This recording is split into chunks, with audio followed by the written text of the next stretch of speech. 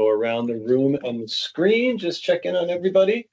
Hi, Carrie, I see you live on camera there. Nice to see you.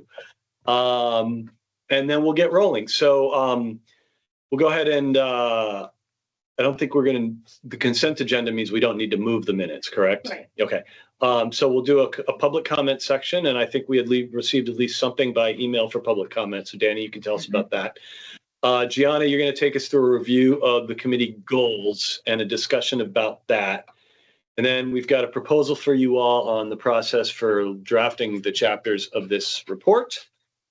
And a little bit of a wrap up, including some ideation on presenters that might be able to come to us. Christine had reached out, thank you, Christine, to some experts in Colorado who have done this regional approach. So we will do that. Is there anything that needs to be added or tweaked on this agenda? Carrie?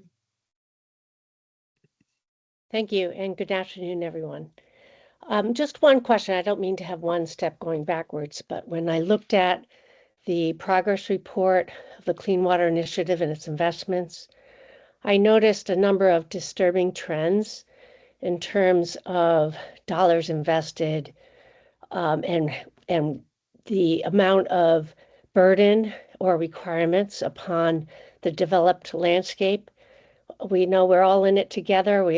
Every sector has its obligation to contribute towards the reduction of our pollution sources to achieve water quality. But in looking through that report, I noted that obviously the cost per kilogram of phosphorus is higher in the developed landscape. The trends of state dollars in terms of trying to meet those reduction obligations are less than ideal. It looks like obviously we're relying heavily on regulatory programs, and we know that if we fail to meet those obligations, it's only going to cost the state more. So I raise this point just making sure that when it doesn't have to be today, but when we're talking about goals, just to make sure that we're tying it back into the data that we've been collecting to help indicate and further underscore the why we're here, the why we need to do these reductions, and how the state, not necessarily through utilities and the local public-private partnerships we're talking about, but how the state is also perhaps potentially redirecting some of the state dollars through the Clean Water Initiative program towards partnering, being a funder to help achieve our clean water reduction goals. Because, as I mentioned in particular, the cost per kilogram of phosphorus reduction is higher in this sector. Thank you. Any other points for the agenda before we roll around the table and the screen? Well, related to that report, the numbers are old. Do we have updates on like transportation fund? And because my understanding is they're not getting quite the revenue they thought. So one of the opportunities was to use transportation fund money. You know what I mean? Do we have anything updated? So, because this is 2017, right? Are you talking about the treasurer's? The treasurer's report. Oh. Sorry. No, I'm talking about the annual clean water report. Yeah. I think the state releases that in January every year. So I was looking at That's the most recent one, which was January 25. Or I was also talking about the other one because I thought we had to look at the treasurer's report also, right? Yes, the Clean Water Treasurer's report is was mandated by Act 64 of 2015. Mm-hmm. It was a one-time report to make recommendations on revenue raising and may be very informative for sections of the report that suggest revenue raising opportunities for regional stormwater utilities. So is there up-to-date information? Is the question that you're asking is, have we updated those estimates, right? Right, and the bonding capacity of the state and everything like that. So the answer, there's two questions there. So the answer, have we updated that? There's an effort that EPA requires every state to run, which is called the Clean Water Needs Survey. And the Clean Water Needs Survey addresses all Clean Water State Revolving Fund eligible types of activities. Sorry, I've got a text that some people are still waiting to get in. Do you have anybody waiting? Just a couple of our members. I don't No? see anyone Okay, waiting. thank you. Yeah. Appreciate it. Sorry to interrupt. Oh, yeah, I no, just no worries. to miss that. And so that's a completely independent assessment using different data sources that came fundamentally to the same $2 billion bottom line. Okay. Over, Chris, a 20-year investment horizon, right? For the Clean Water Needs Survey, just, yeah, okay. And then the second question about revenues, you were asking about revenues, right? So the Clean Water operating statement is updated on a biannual, if not quarterly basis by agency of administration. And while it's not in this committee's materials, we can definitely get a copy of the operating statement to this committee.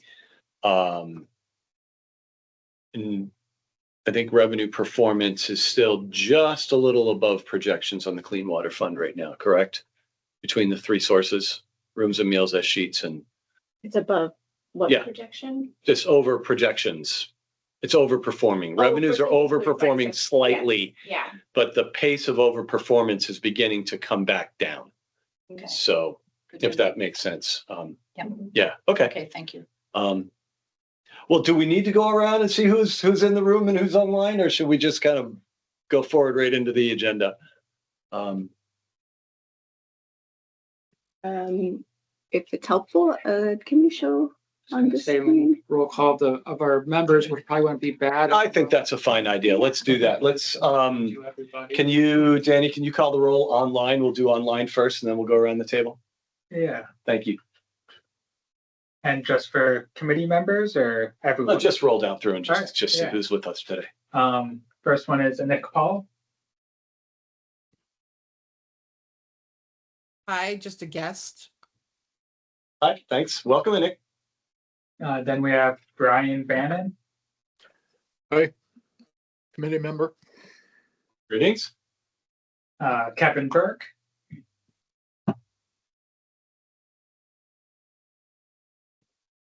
Hi, folks. Nice to see everyone.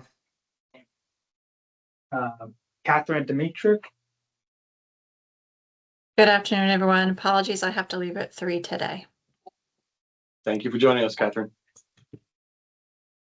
Chelsea Mandigo.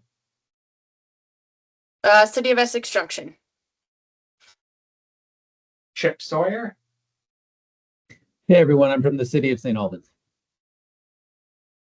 Sage Culbertson. Hi, I am one of the attorneys for the Watershed Management Division. I am here mainly in a learning capacity. Harry Shepard. Hi, good afternoon, folks. Harry Shepard from Stowe Public Works.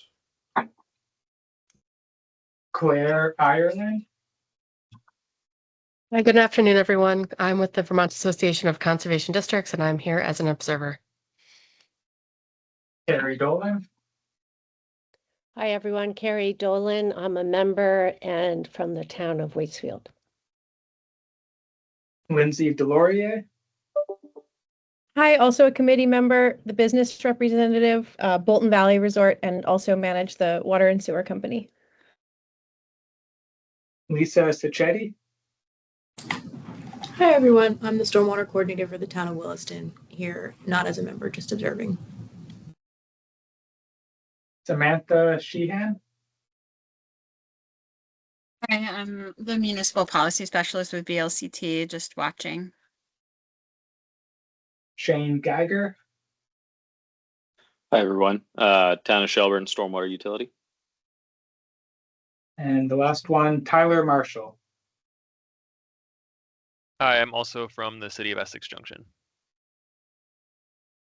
Great. Well, welcome, everybody. We've got a good run of folks online. And Danny, why don't you go ahead and start with you and we'll go around the room here. Yeah, Danny Bowens with the state of Vermont, the Clean Water Initiative Program.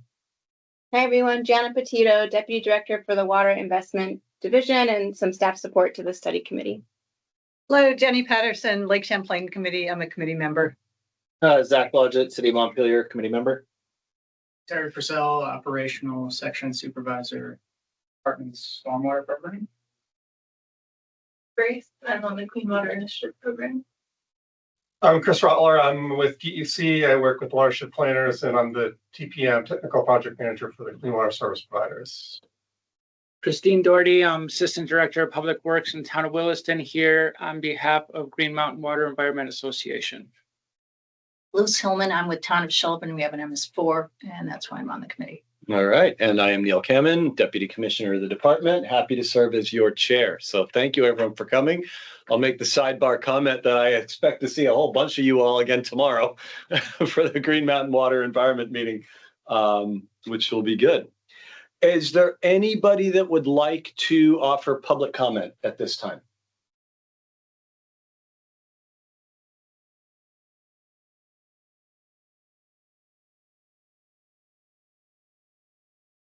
No public comment. Anybody sign up? No, No? no one Okay. signed up. Do you want to give a quick flavor of what we received, if you had had a chance to digest it yet? Haven't had a chance to fully digest it, but a public comment from John Otis, who is the owner of a condominium in the city of Montpelier. I had just sent it out to the committee members previous to this meeting, and it will also be included in the meeting minutes for review. Okay. I believe Mr. Otis has a disagreement with the state over the jurisdictional, whether the site that he owns is jurisdictional. Terry, is this the gentleman I'm thinking of? He may have come around at this point on that, but that was expressed in the past. Okay. All right. So anyway, that may be the gist of his comments, but I will certainly read them. He's frustrated that there's three condo associations, phase 1 and 2 aren't being regulated, developed right around the same time. The first two phases have similar impervious areas, same footprint, and they're being regulated, but their neighbors are not. It's very similar to the case that we heard the last time.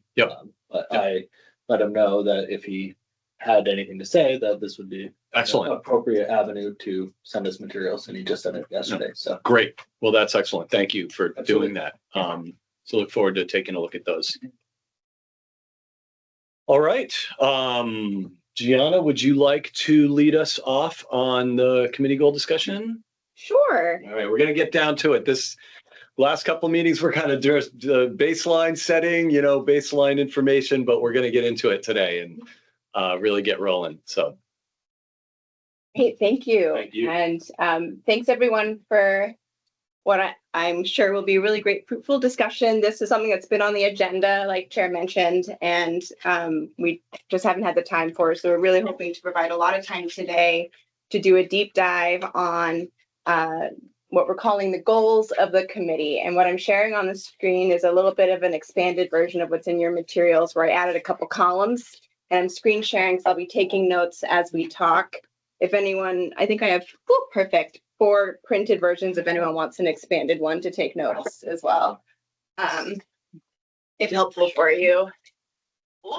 I'm going to interrupt and just say that folks, ignore me if I stand up. I'm nursing a bit of an injury that sometimes needs to be stretched out. So don't mind me. Go ahead, Gianna. Yeah, thank you.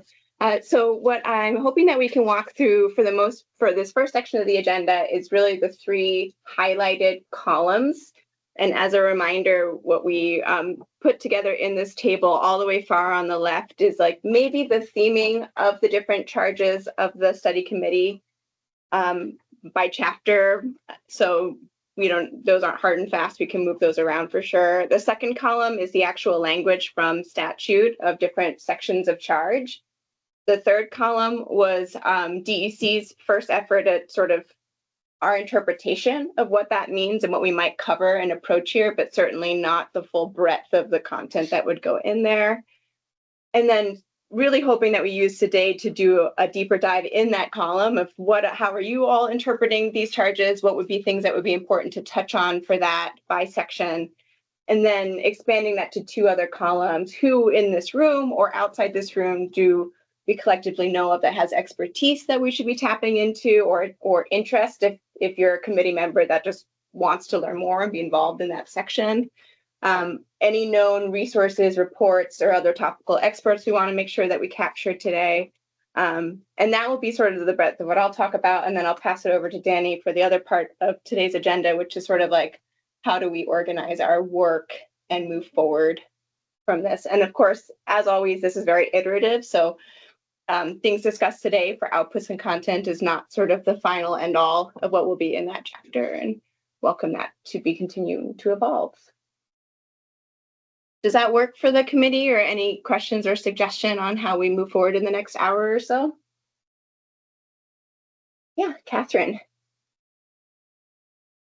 Yeah, could you just explain the expectations for someone who might volunteer for their name to be in the who has expertise or interest on this topic? And my camera is off for the same reason as you, Neil, so I'm going to turn my camera off again. Okay, fair enough. Sure, that's a great question, Catherine. And maybe part of what Danny will get into is this question of how do we organize our work, and this idea of subgroups or work groups to do some of this work. So really looking at this column of who has expertise or interest as maybe who might be serving on these work groups in generating content or what should be talked on and pieces. So I think Danny will talk more about whether you're really volunteering there or not. I think right now we're just trying to get a sense of who feels like they know things in this area. That would be very helpful. And then the final column is this section leader column, which we can also dive into a little bit later, just wanting to get a sense of the committee's interest in if you are on a work group, sort of leading that work group and what that might entail. And there's pieces of this where DEC is sort of naturally well suited for that, and we can fill in the gaps too, but also wanted to take the temperature of the room of other folks' interest there. Does that answer your question, Catherine? Yes, kind of. You can volunteer, but you won't have to. Right. But I guess I'm still not really understanding the level of work expected if you do volunteer, and how involved you would be if you don't.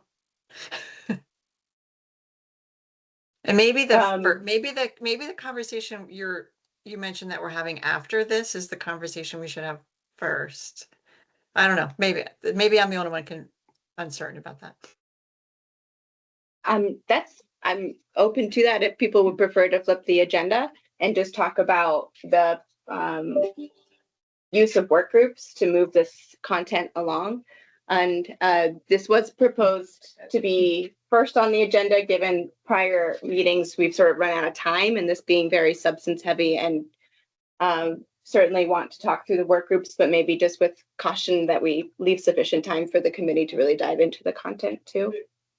You know, maybe a way, Catherine, let me offer this. Maybe a way to handle this is to actually go through the table that you have on deck right now, and not assign a lead or anything like that, but rather like simply have people self-identify if you have expertise or specific interest in this space. Right. Just to collect where our knowledge sits amongst the group. And from there, we can kind of identify, whether that expertise naturally translates to providing leadership in any drafting or not. I mean, at the bottom line, the state will, the state will do the lift of making sure that there's a proper report at the end. We're not going to ask you all to do that, but you all have expertise to offer. So, thank you, Neil. Thank you for clarifying. This is really sort of taking the inventory of understanding where people's interests are right now, and not signing you up for anything. So pretend lead program actually means, do you know about this piece of this table, and would you like to participate in a deeper discussion on this piece? So. Okay. Thank you. Any That's other helpful. questions? Good. Dive in there. Yeah. And I was just going to go top to bottom unless people feel like a section is of particular interest. Okay. So the first piece is under two lines that are both what we've characterized as sort of regional stormwater utility formation, both under section 9C1 in the statute, asking the study committee to review the current statutory authority for the development of regional stormwater utility districts comprised of multiple municipalities, and to identify potential disincentives or obstacles to utility formation. So right now we we split those out. They felt like different charges. And for the first one, just looking at the current statutory authority for developing regional districts.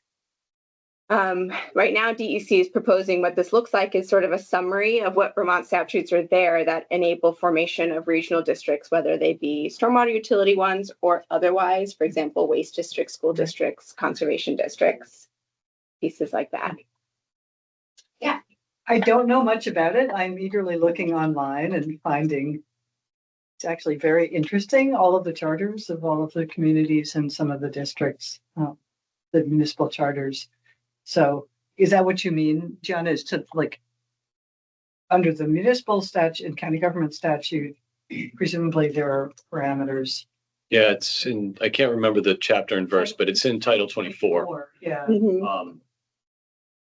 There was modifications to that section. Well, from this statute, but also last year as part of the county government conversation, there was modifications there as well. I certainly, Gianna, am happy to put a little bit of sweat equity into these top two sections. Wonderful, thanks, Neil. Seems like a paralegal type work too for some of this to make sure that we understand what the statutes are saying, right?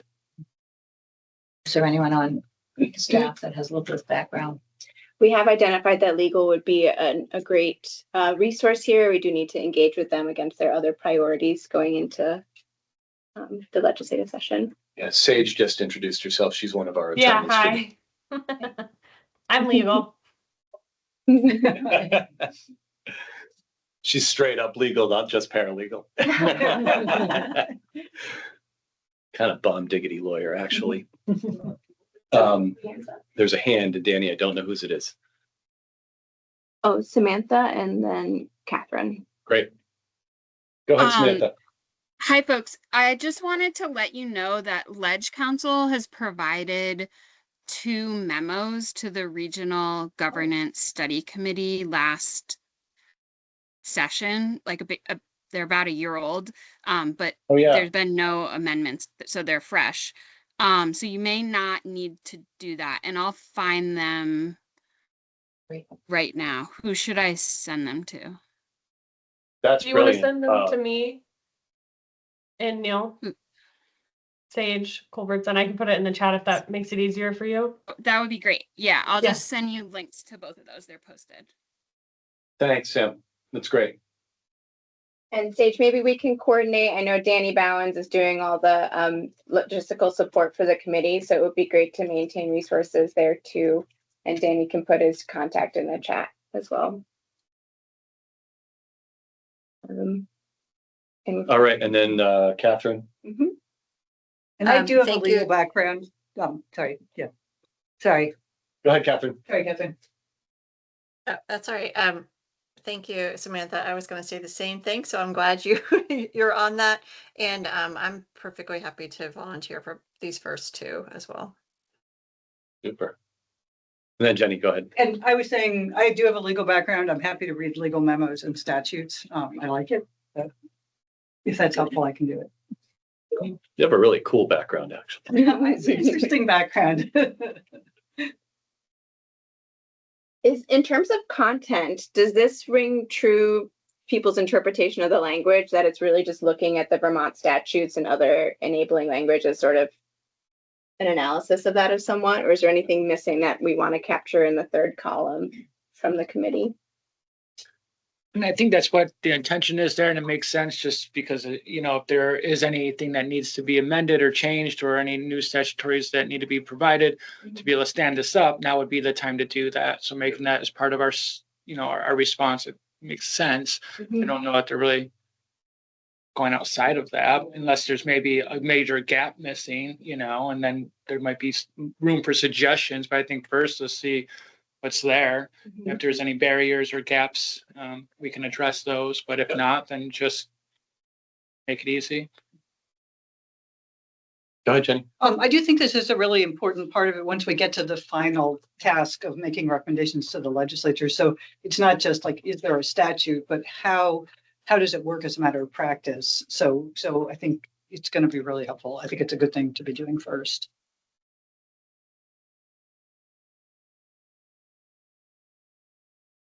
So it's also partly implementing having the legal ability to implement. So like reading the statutes and say, well, like, how does that work? Because if you Right. look right now at like the charters that exist, there are all of these very procedural requirements for how these bodies operate and interact with each other. And how much of that is required by law, how much of that is determined by the charter of a particular organization, and what are the parameters within which one of these entities can operate?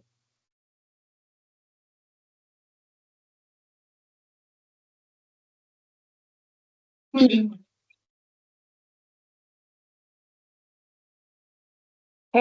All right, should we move on to Yep. the next? that sounds good.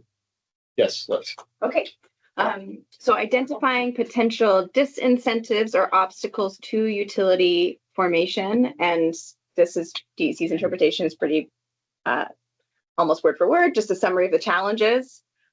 We did have an internal version of this. We are aware of a report out to the MS4 communities about some regionalization of services. That was the one Shane provided us, right? Yeah, and I think it's by, was it Andrew Brown? The Lake Champlain. Yeah. Sea Grant. The Sea Grant report. So we were going to list that as a resource, but also, other than that, other thoughts? So yeah, I'll piggyback on that a little bit. As Neil mentioned earlier, I have reached out to Southeast Metro Stormwater Authority out of Centennial, Colorado, which is one of the few regional utilities I think that I'm aware of. That utility actually looks very different. I don't want to say very, it looks different structurally than what Andrew reviewed in his research. If we decide to bring, if we decide to talk with them or explore them, they do have an intergovernment agreement that they have for that organization, which is pretty robust. And really addresses a lot of different legalities and provides a lot of the organization ability to raise funds, actually apply fines, give fines, purchase lands, things like that. All the things. Yeah, so I'm happy to share that with the committee as well. But yeah, I just wanted to kind of see what the committee wanted to even explore what some SWA structure looks like before I, brought that forward, but it is there. And some of our Green Mountain members have been reviewing that as well, so. Okay. Carrie, did you have a thought on that? Yes, thank you.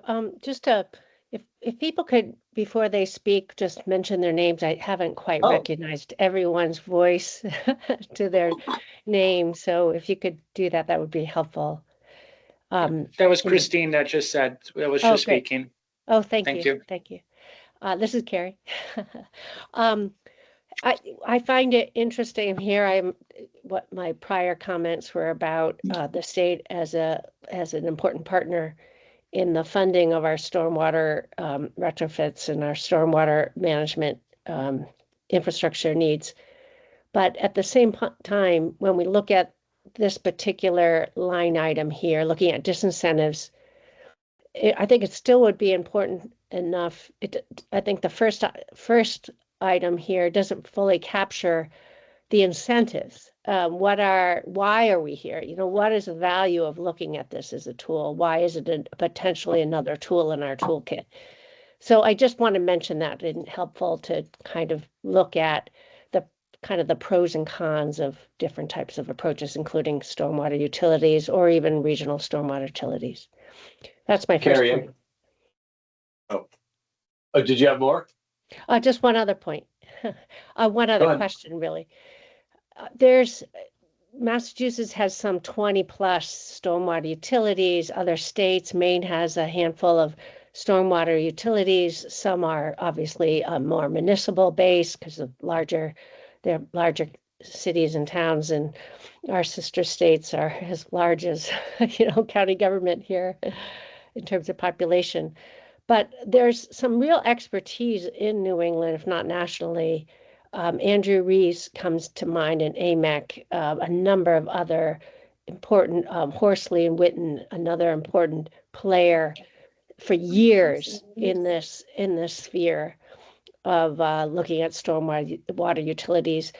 I think it's behooves us to be looking at beyond just what we can do, but what and how do we access some really good thinkers in this realm in the region that can come to bear. And I know that probably costs some funds to retain an expert in this, but if we're to do this right by the legislature, the people of the state or municipalities or particular businesses and landowners confronting this need or this requirement, making sure that we're putting our best foot forward with this kind of thinking just makes us that much more of a robust report. And so I raise that as an opportunity as to whether we have that flexibility.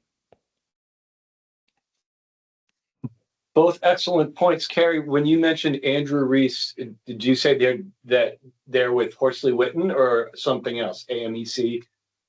He's, I believe, with AMEC, but Horsley Witten has been in this game for quite some time as well. And those are just a couple that come to mind. There's also the New England Environmental Finance Center, for example. I know that they've been compiling information in this arena as well, in this space.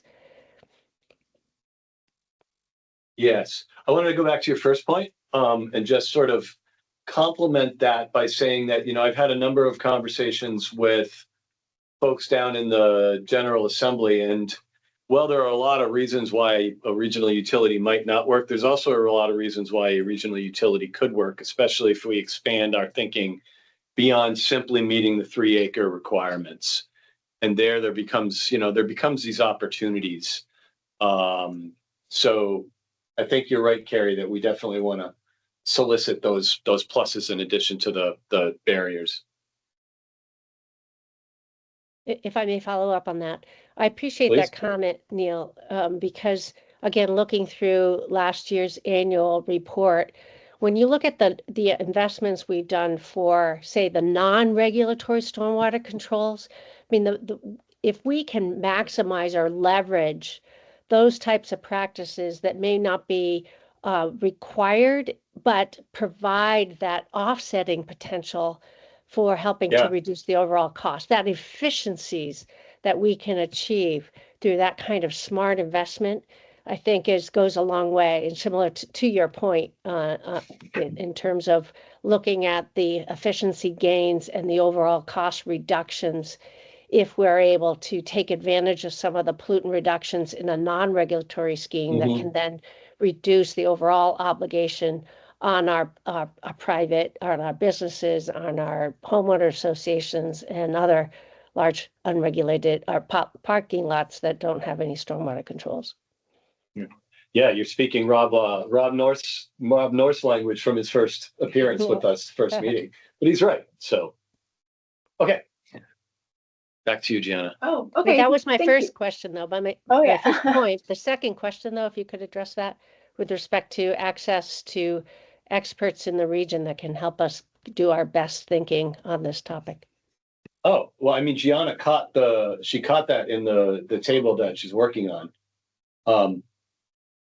I mean, it makes a lot of sense. I think we were going to catalog at the end of this meeting, we were going to catalog other folks that we might call in to see if we could hear from.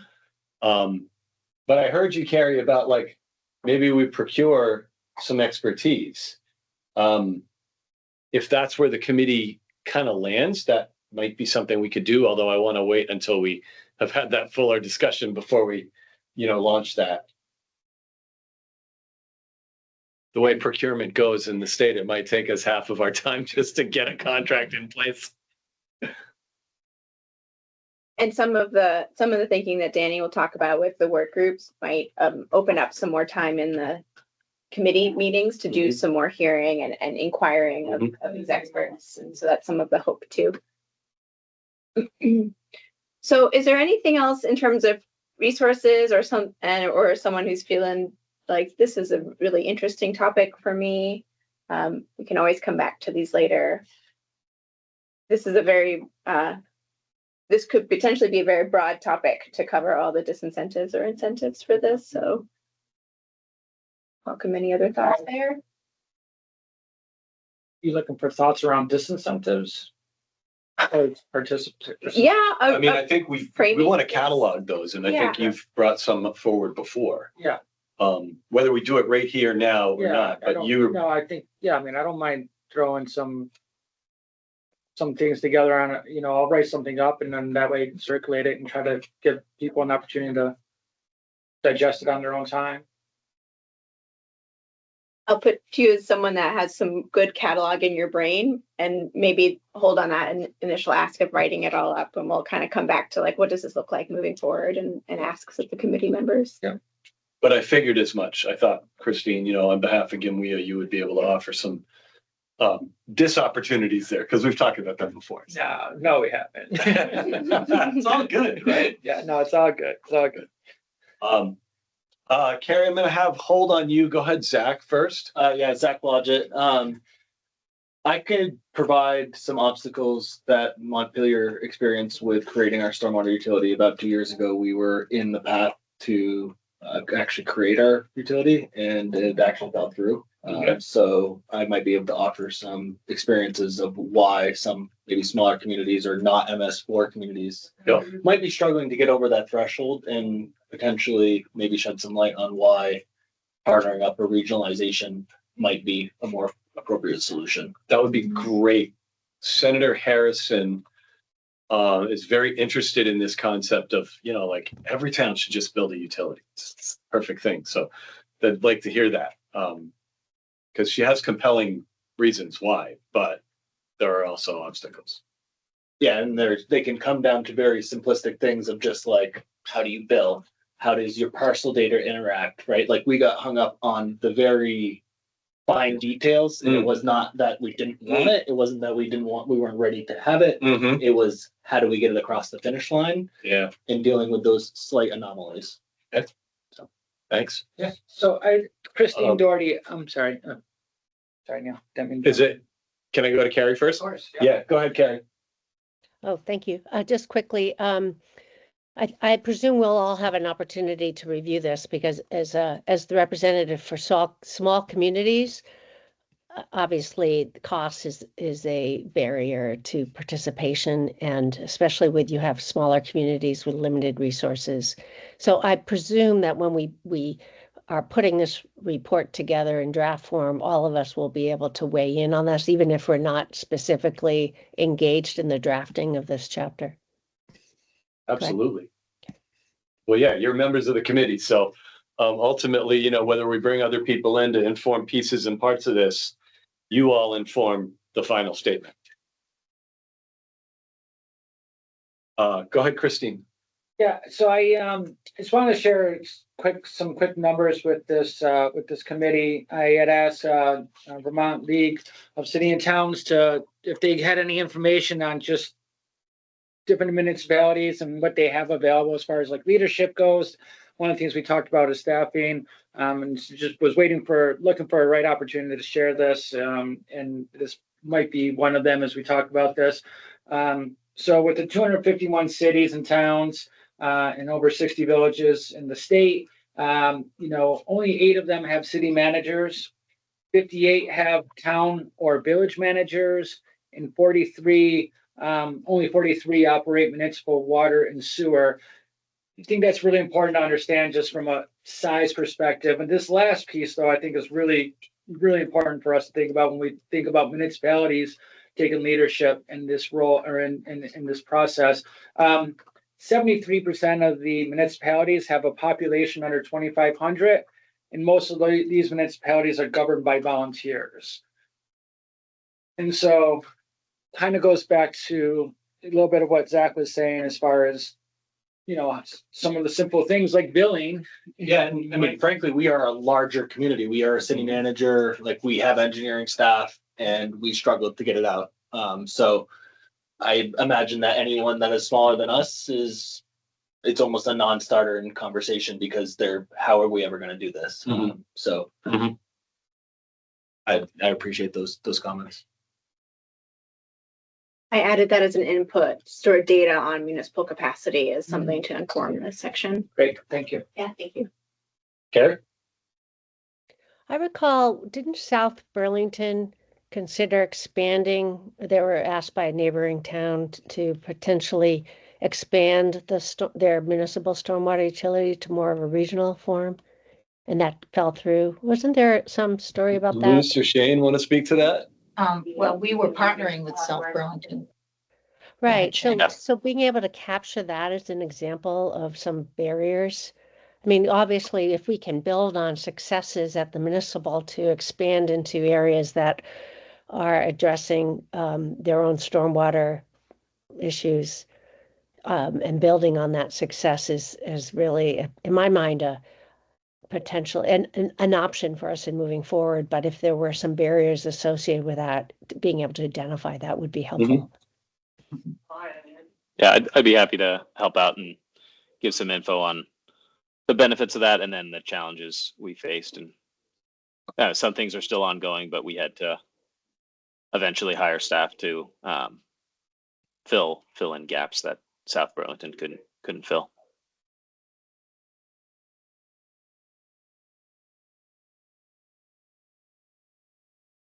All right. Great. Good. Moving on. Okay, thank you. And living document will certainly take more thoughts if you have them later on, but we're going to move to chapter 2, which we clustered stuff that read more about the permitting obligations of the stormwater utility and what would they take on or assume legal liability for. And so there are a couple rows here in 9C, 9C2, which is sort of an overarching charge. And then there's a 2A and a 2B. And one more section, I think, that read like permitting, but falls down under 9CD. So we'll kind of talk about that separately. But just to summarize the charges here, the first one is reading it as proposing an approach the state could use for implementing a regional stormwater utility that would allow the utilities to assume liability and responsibility for compliance with water quality laws, including 9CA, 9CB. And so made this a separate line and interpret it to be sort of like an overarching approach to how the state may or may not incentivize or require this. And so creating some space for us to dialogue there. Mm-hmm. And then the next line is sort of a deep dive into 9C2A, which is how the utility would secure the permitting sort of on behalf of properties that are subject to a 3-acre stormwater permit. So in this section, DEC is looking at potentially reviewing the existing rule permit statute and how a separate entity is already or not already enabled to assume the permitting obligations on behalf of a 3-acre site. So maybe in those co-permitting examples or otherwise where a town can take on full responsibility for a private site in select circumstances. And then also in this section, discussion of the mechanics of how a separate entity would apply for, kind of take on the permitting obligations, what kind of paperwork trail, permitting fees, what would that look like? So we'll come back to that. I guess I'm just trying to give you an overview of what we're seeing as chapter 2. And then the next section we clustered under 9C2B, which is how the utility would then achieve the phosphorus reductions. So 9C2A we kind of read as like the mechanics of becoming the responsible permittee. And we read this line as sort of the mechanics of the phosphorus and how they would go about achieving the phosphorus assigned to them in permitting. And so this section of the chapter might talk about how this happens in other contexts, like with the MS4 phosphorus control plans and the clean water service providers, both sort of regulatory and non-regulatory contexts where an entity has like a phosphorus reduction target and has ways to achieve it. So kind of articulating akin examples there. So Luce Hillman, it sounds like mostly you're looking at 3-acre rules, but it would seem like the regionalization would include perhaps saying there's a better way to get to the phosphorus removal. So I don't want to just limit it to 3-acre because there could be other opportunities to get permitting that might get you much better value for your dollar spent. To me, that's a big goal of the regionalization, is that the 3-acre sites were it seemed like a fairly easy way to get a list, to be honest. But is it the best way to spend the dollars? Because we're getting numbers back and it's very high cost per kilogram of removal. And it just seems like we need to really, I would hope a regionalization would say, let's look at the watershed, let's figure out the best return for our dollars. So I don't know if that ties in here or later on, but it seems like it should not be limited to just 3-acre sites. I just want to echo it. That was my exact thought when that was being read out. Thanks, Lindsay. Let me just offer that sort of looking at that 3-acre piece, it essentially sets a numeric nutrient target, right? Like that's the thing that we need to achieve. If there's a better way to achieve that target, that's great. And if we can come up with a recommendation to do that, that's great. But the reference to the 3-acre is really about like, that's going to set the basic mathematics of what a regional utility might be trying to achieve. And to my point about like additional things beyond 3-acre, if there's opportunities for municipalities to get assistance with their other stormwater requirements beyond 3-acre by regionalizing, that's even more incentive. Because the 3-acre is going to tally up to not a whole huge ton of phosphorus kilograms in any given region, right? But the collective municipal requirements under MRGP or under 3-acre or under municipally regulated parcels, that's a much bigger number. And then, so if you start looking at that number, Luz, to your point, start looking at opportunities to optimize on that, then you can begin to get cost efficiencies that transcend just 3-acre.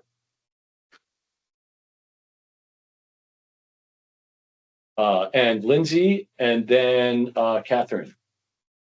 I would just say maybe, is there the opportunity to change the language here? I mean, I hear what you're saying about that the allocations like already assigned to the 3-acre would set the numeric value they'd be looking for.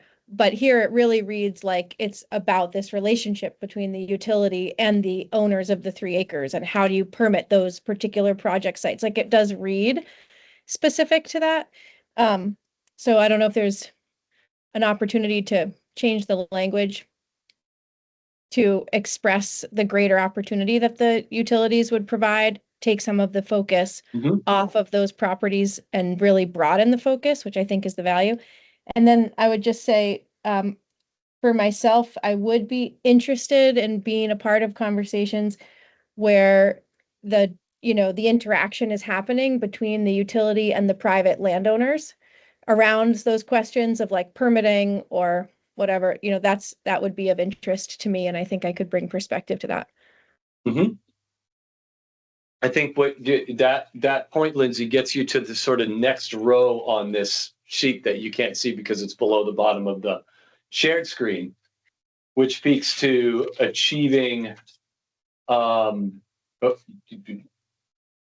it this one you're talking about? Yeah. Allocate resources and cost effectively and equitably achieve pollutant reduction measures not fully achieved by the regulated sites. So in my mind, that's the translation between here's your target from 3-acre, here's your overall opportunity inside of your regional utility space. Is there a better way than hitting each 3-acre site to do that? So I'm agreeing with you. I know we're agreeing. I'm just only questioning just the language a tiny bit, just because the measures that are not fully achieved by the regulated sites suggests, like, just sounds to me like we're going to leave those regulated sites as the regulated sites with the same request on those particular sites, and then also broaden the perspective to find more opportunity elsewhere. Whereas to me, I feel like the value here is about pulling the lens off of the 3-acre sites and then re-evaluating holistically from the ground up, in a sense, so that you're not, frankly, just targeting those sites and then looking for additional opportunities. It's really about trying to, looking to see whether, because like, I think, like even the public comment that we received today, the inequity of it, is just a real problem. And so I just, I'm not sure that the language right now, as it's in these little boxes, which is obviously just, like an attempt to put some language into little boxes. So I'm not like, we don't need to like wordsmith the verbiage like to death here, but I just think that the way it's written here does not, to me, sound like it's giving us the opportunity for that revision that I'm thinking we have the opportunity to look for. But it's also in the statute that we have to respond to these specific items, but we can expand them. Yeah. It is written like that in the statute, right? Act 37, unfortunately. Right. Well, but but the intent of the legislature here is exactly what Lindsay is saying, and you, is to figure out, is there a better way through regional utilities not to draw a circle around, 600 sites in Vermont? Catherine was next, Jenny. Yeah, I'm glad that this topic was brought up because I'd like to even go up a level. Like, I'd like to ask the question of whether we need stormwater utilities in order to answer that question of can we achieve this phosphorus reduction in other sectors rather than the 3-acre permit. I don't know that we need to create whole new regional governance structures in order to build that flexibility into our systems. And so I'd like to examine methods to build that flexibility in, even in the absence of the creation of these new regional governmental structures. That is fundamentally kind of a recalculation of the TMDL, which could be a recommendation of this group too. I understand it's a big question I'm asking. But it's okay. But others are asking you too. If you think about all the work of creating these regional stormwater utilities, even if you use existing entities and you compare that with the work of recalibrating the TMDL, I don't know which is harder. It's such a good point. Thank you for suggesting it. At a different meeting, maybe we can talk about some of our fears around reopening the TMDL, not to dissuade anybody around like why we shouldn't do that, but just to contextualize the challenges implicit inside of that. Mm-hmm. But Neil, I think that would be really helpful for those of us who weren't lockstep through that process, because a big part of this type of thing is like understanding where the people's reticence is, and like you said, where are the fears? Like that, I think that would be great context. I'd love to hear it. Okay, no, that's great. Danny, can you just catch that? Maybe we can do 15 minutes on that at the next meeting. So we had Jenny, then Carrie. Yes, thank you. This is Jenny. A lot of water went under the dam, so I'm trying to circle back to what I was gonna say, but I think this is a great discussion, and whoever put the slide up, Tiana, yes, because I think the conversation that we're having right now really does get to the heart at the charge of the committee, not in the little bitty detail of step by step, but how are we envisioning a regional stormwater utility might, even if it arises out of the unique circumstance that we have with 3-acre, might nevertheless be a tool that would be a way to improve phosphorus reductions and ultimately to achieve the TMDL. So if you look at the TMDL in general, it is very broken down by sector. At the same time, if there were to be an approach that had a very good chance of achieving the same reductions, maybe it would be less scary in terms of reopening the TMDL. I mean, I think the idea of reopening the TMDL from scratch is just, for environmental groups in particular, that's a non-starter. But at the same time, it could be compelling that if looking at this on a regional basis and seeing what other phosphorus reductions might be obtained, if you get away from this kind of distinction between 3 acres and 2.95 acres, which is somewhat of an artificial construction in terms of the phosphorus reductions that could be found. So I think that would be a good discussion. I do think it's worthwhile for the committee to think about how big is the scope that we're looking at. I think the other thing that I was going to say originally was when you look at what the state of Vermont law is right now, the very first task, I think that's important, but as part of it, looking at what the legal structures have been for other successful stormwater utilities and how they have operated, because I think that there are some challenges that are unique to this situation in Vermont. Like we may have communities that don't have a lot of orphan 3-acre sites in them. They don't have, that's part of the reason they don't have an incentive. They don't have capacity to get involved. Yet at the same time, if you look at other stormwater utilities that may have been created in other states, just to say strictly on a regional basis from the outset, how do we manage all of our stormwater so that we can reduce the pollution that's being run off? That if we were to look at models for approaching it like that, that might give us some direction for how a broader scope recommendation might proceed here. So we should make sure we do look at other state models as well. And it's not explicitly built in, I don't think, to the structure that we have right now. I think we need to, though. Yeah. You know, just to learn from others that are doing this. Yep. Harry Dolan. Thanks. I to everyone's comments, I think it may be helpful if we can add to an agenda just a review of that annual report to help indicate or explain why every sector has some responsibility to reduce nutrient loading. I mean, 3 acres really was to capture those large areas that are impervious that have little or no or obsolete stormwater control. So it was really designed to go after the underregulated areas that in current day would trigger a permit. And so I think there's a lot of misunderstanding as to why this particular sector but it has that kind of attention. And if we weren't going to have a regulatory program in this for impervious surfaces, the obligation on wastewater discharges, municipal wastewater discharges, would increase, the cost would increase multiple fold. And so knowing those cost liabilities to get to these phosphorus reductions and why the approach was to really look to every sector and determine how to address the underregulated or non-regulated portions of those sectors. But I think that we're coming into it looking at just these costs and obligations placed on landowners or property owners and municipalities without really having that context. We can definitely get the Clean Water Performance Report, the new version of it, perhaps in our next meeting. Would it be live by our next meeting or close, ready for a preview? Pretty close. I can't wait to find out what it says. But to not to present the whole thing, but give us some context.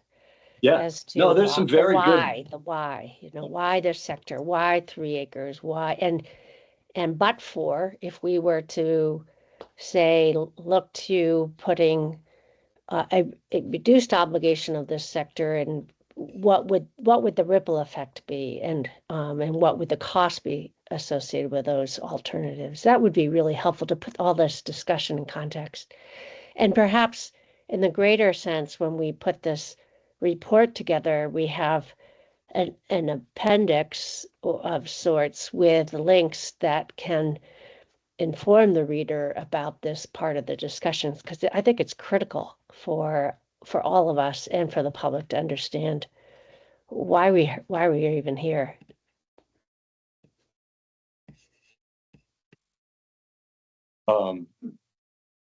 Catherine? Yeah, I'll just note that, whys can change and times can change. And I'm leery about getting in the merits of these conversations, because I think that's what we are going to do after we set this outline. So all I'm really asking for is that we include in the outline some discussion of that question. Mm-hmm. Rather than debating the particular merits of it right now. I think just making sure we include it, because it is a question a lot of people ask. Sure, absolutely. to get the foundational whys, kind of some of the material we talked about last week, or last month, but also to Carrie's point, sort of the offsetting costs, what's in the developed lands allocation, what's in the load allocation, the cost factors of those, what the barriers are to moving between the load and the waste load allocation. That's reopening the TMDL. So that can be part of the fears conversation that I referenced before. Yeah, and I Go think ahead. an explanation of why that might be possible in a regional stormwater utility, even if it wouldn't be at a statewide level, like that sort of clarity, if that's actually a barrier and why the stormwater utility might remove that, that is important information to have as part of this analysis and part of the report.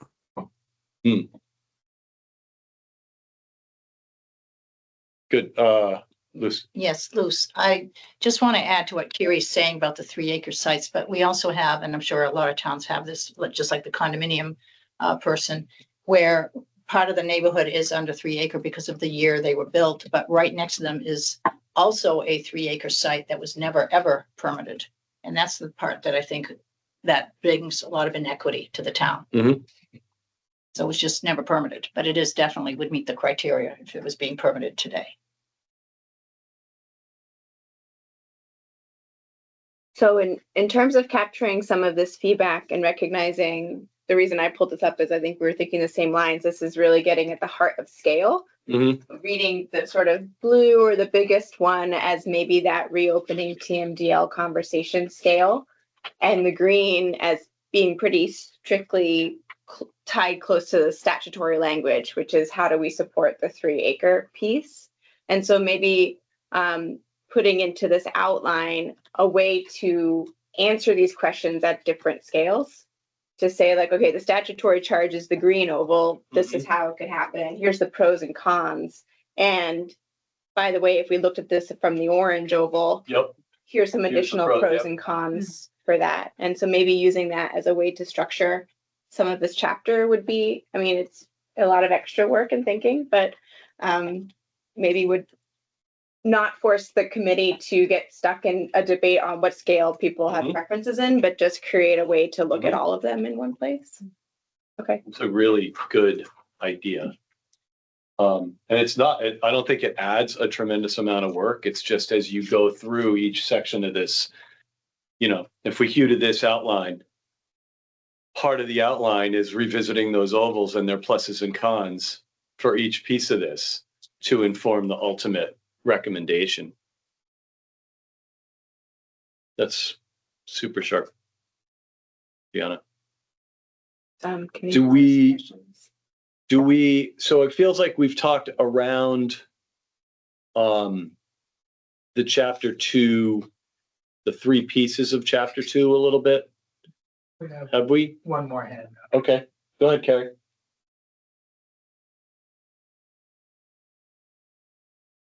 Oh, I think you're muted.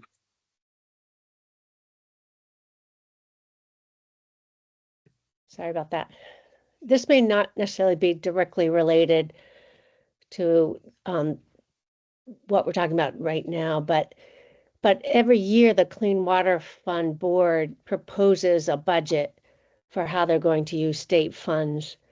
And I think we as a committee should know about that, because I mean, part of the recommendations somewhere in this outline should be revisiting the state priorities given the high costs of implementing a utility or the actual work itself, the implementation of the 3-acre permit. And it may result in the discussion and the development of this report that at some point we would want the Clean Water Fund Board to look at prioritization and make recommendations to ensure that the recommendations coming out of this report is can be supported through the Clean Water Fund Board funding process.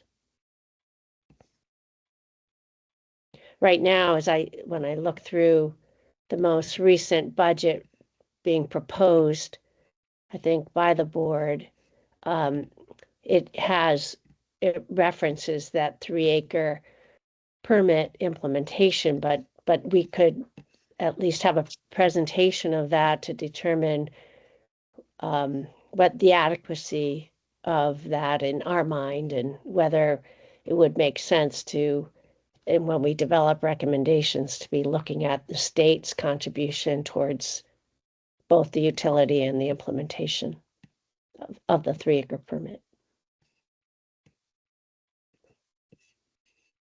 So that would be providing some briefing to this group on a little bit about how the board does what it does and the budget proposal of the year. It might be premature to do this year's because this year's is sort of baked. It's just been adopted by the board. It's going into the General Assembly. And some of what was recommended to the board or asked of the board was to see what comes from the study committee before putting too much money in the line.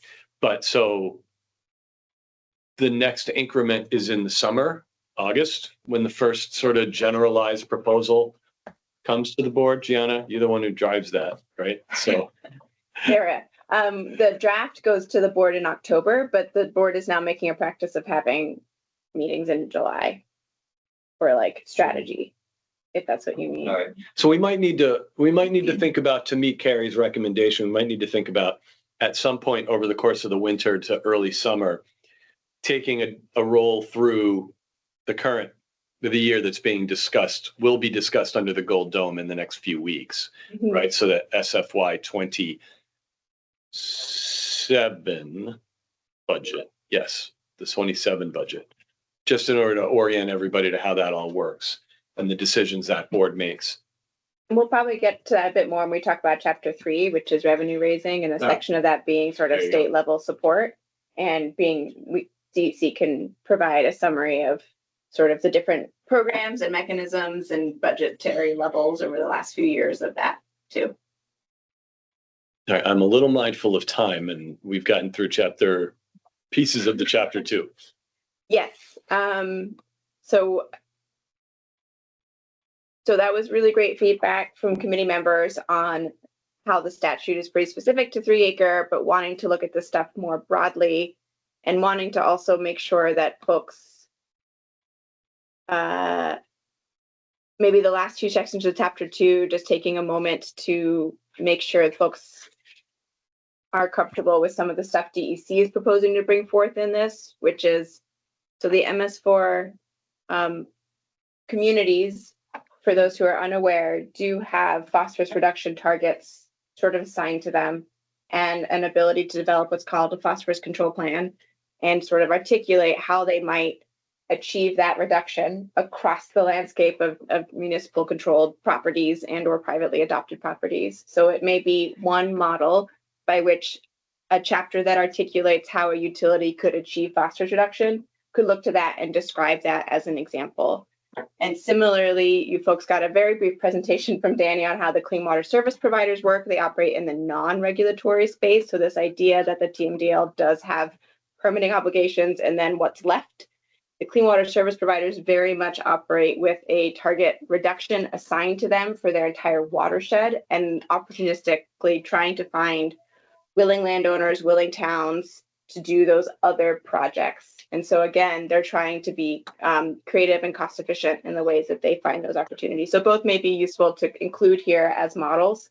And the other section of this that's important to articulate is that right now the 3-acre sites are not given a phosphorus reduction target. They're like a more of a, Terry, correct me if I'm wrong, like a water quality volume sort of reduction. So there's some analysis that would be needed if we were going to go from what are all the 3-acre sites, how much phosphorus are we projecting would come from that, and then turning that into sort of an assigned target.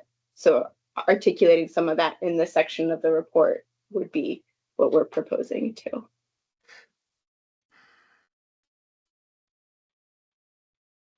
And then there's no actions to that. The last piece of this chapter is whether and how a utility can be cost effective and equitable. And again, speaking about the phosphorus control plans, but also the flow restoration plans, the stormwater control plans, watershed practical basin plans, all as different examples of how we work at a municipal up to regional scale to find project opportunities and articulate how that could be used as a model. So thoughts? Yeah, I mean, I know we're like running out of time, That's but I right. want to make No, sure there's I like don't time mean to rush the digest what we're discussion. I mean, people should thinking and bring your voices forward. There's a lot Yeah. of, there's a lot of meat in here and some underlying kind of lingo that folks may or may not fully know. You know it all. Oh, no, but I mean, you know, this is another one that really is in the wheelhouse of Green Mountain's membership, and you know, certainly would have no problems asking for some feedback from different stormwater MS4 utilities and their approaches. I think everybody approaches it differently, so there's no one way, right? So.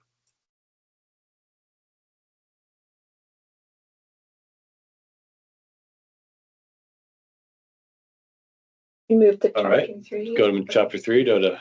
Yeah. Oh, Oh, may I- Carrie. Yeah, I'm Yeah. sorry. Yep, go ahead.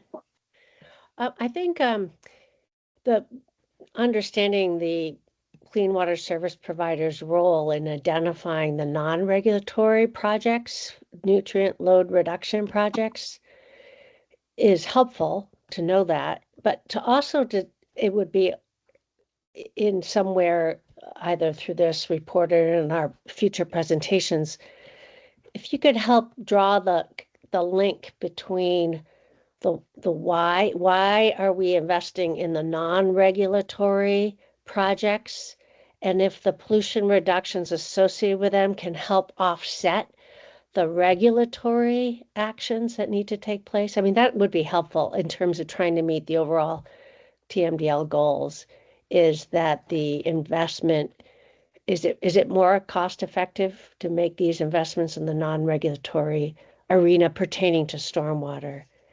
And so I just throw that out because of when we keep talking about efficiencies and trying to reduce overall cost to meet our clean water goals. It'd be helpful to know what the data is showing in terms of these investments actually are, whether or not they're making a difference in helping to reduce the further obligations, pollution reduction obligations on the regulatory side.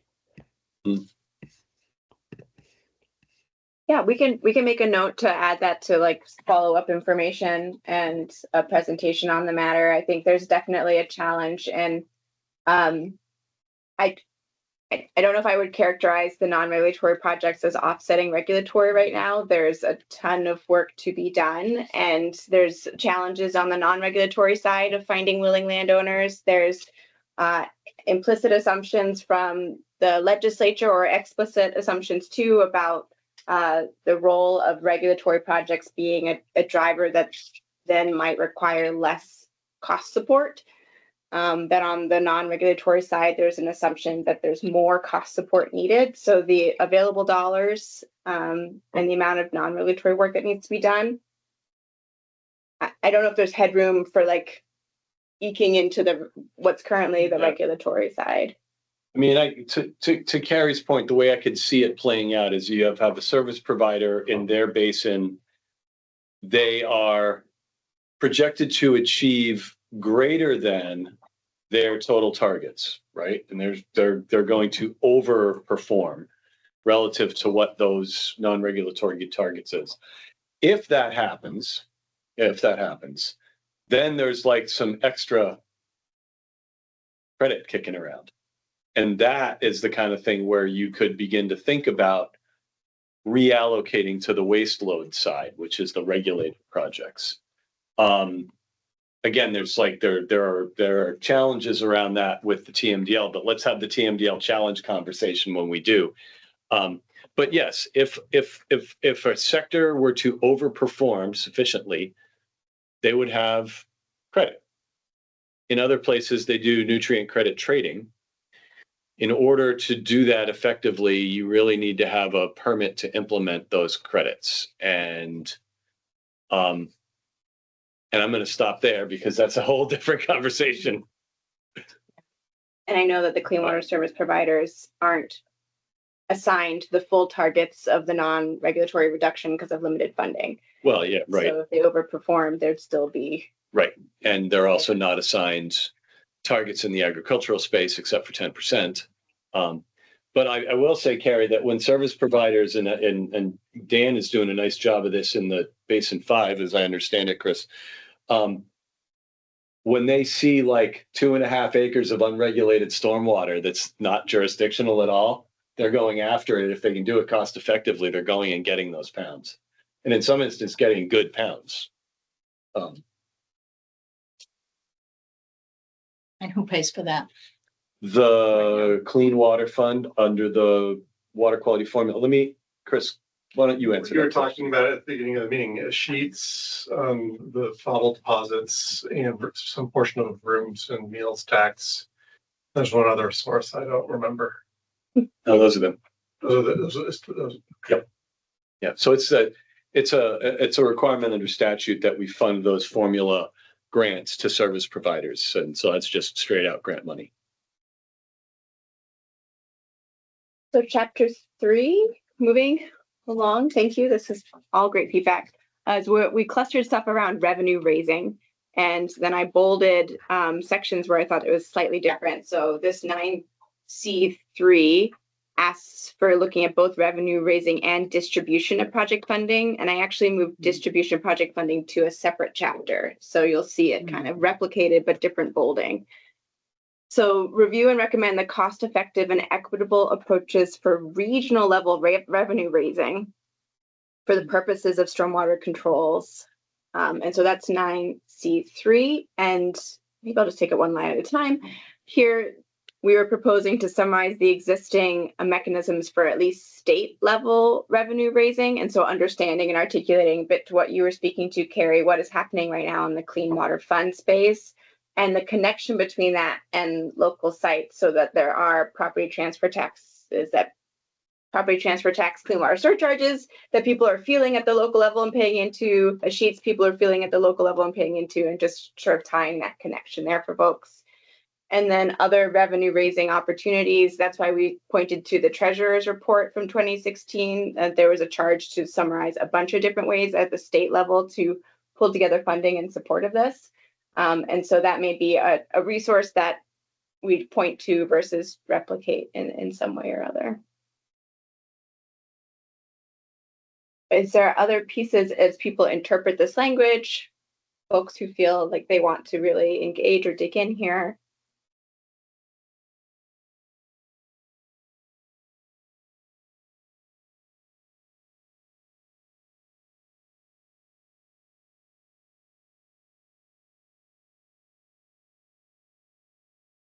Thank you, Kevin.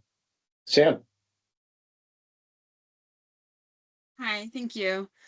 I have been reflecting on this component of the charge of the committee, and at one point in the last session, I tried myself to reach a sum total of revenues raised since 2016 from municipal bonding.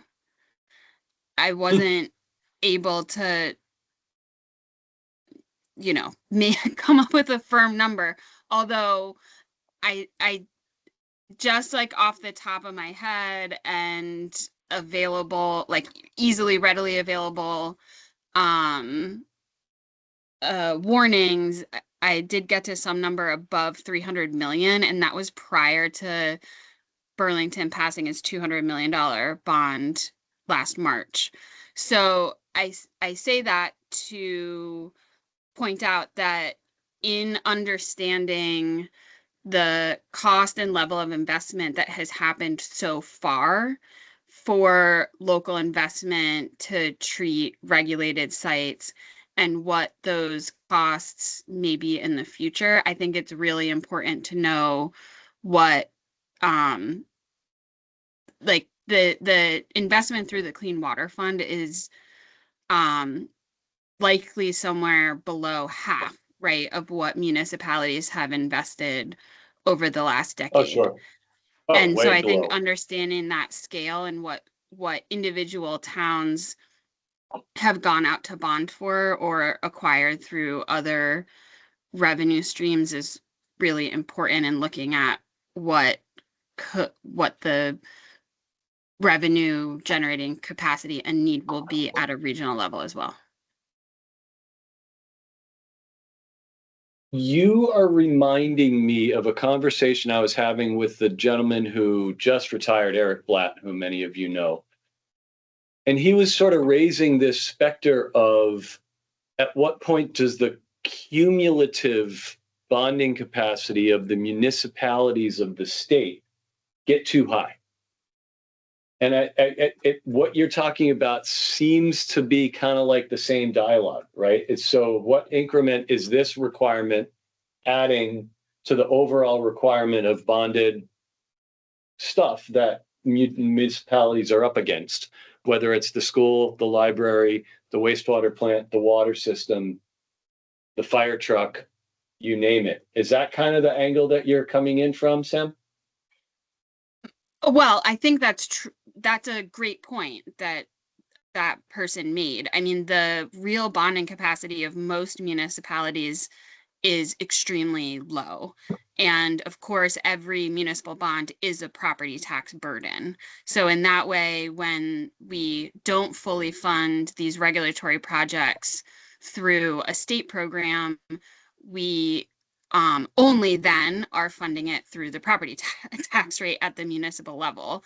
And when a municipality goes, both the actual bonding capacity, the amount of debt they will be allowed to acquire by a lender over a period of time is limited, as well as the political capacity of voters to support any level of debt. And that can hurt the upkeep and capital investment of other types of municipal properties and as well as school buildings. But I also just think we have to understand the whole scale, right? Like when we look at, I really appreciated Carrie's comments about learning and examining how the Clean Water Board appropriation discussions and process happen. But that is half of how we are currently paying for these projects, is I guess my point. It's something like half of the amount of money going into treating these regulated developed areas, and it's half of the sort of total resources available that we've been using, because so much of it has come from local level investment.